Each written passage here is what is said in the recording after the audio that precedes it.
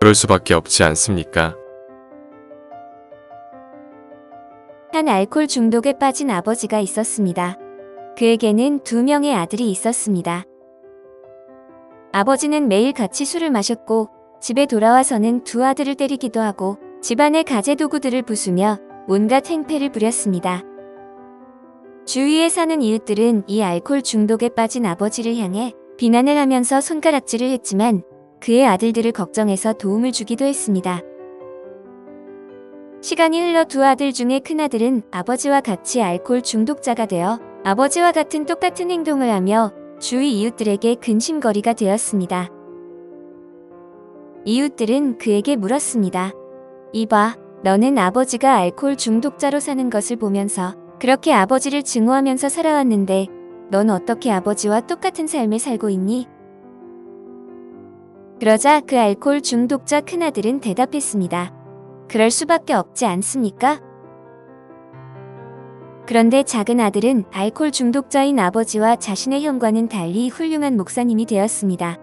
그는 착실한 삶을 살았기에 주위로부터 칭찬이 자자했습니다. 이웃들은 그 작은 아들에게 물었습니다. 이봐, 너는 아버지가 알코올 중독자로 살아가는 것을 보고 자랐는데 너는 어떻게 그렇게 훌륭한 목사가 될 수 있었니? 그러자 그 작은 아들이 대답했습니다. 그럴 수밖에 없지 않습니까? 2 아들들의 대답은 모두 똑같았습니다. 그럴 수밖에 없지 않습니까? 큰아들은 아버지가 알코올 중독자이니 그럴 수밖에 없지 않습니까? 아버지가 알코올 중독자이니 내가 알코올 중독자가 될 수밖에 없지 않느냐고 말하고 있는 것입니다. 그런데 작은 아들은 아버지가 알코올 중독자이니 그럴 수밖에 없지 않습니까? 아버지가 알코올 중독자인데 내가 그렇게 살 수 있겠습니까? 하면서 이를 극복하기 위해 노력하며 살았던 것입니다. 우리는 이처럼 똑같은 환경과 상황이지만 어떻게 생각하고 어떻게 행동하느냐에 따라서 우리의 삶이 달라질 수 있습니다. 여전히 우리를 답답하게 하는 그런 상황에 대해 그럴 수밖에 없지 않습니까? 하면서 큰 아들처럼 살 것인지 아니면 작은 아들처럼 그럴 수밖에 없지 않습니까?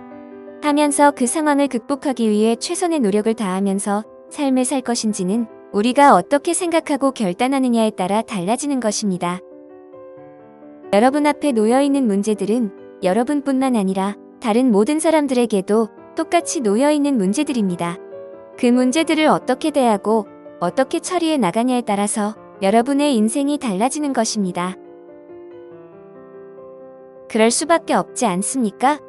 여러분은 이 말 이후에 과연 어떤 말을 덧붙이게 될지는 여러분이 하는 지금의 선택에 달려 있습니다. 현명한 선택과 결단으로 여러분의 인생을 아름답게 만들어 가시기를 축원합니다. 감사합니다.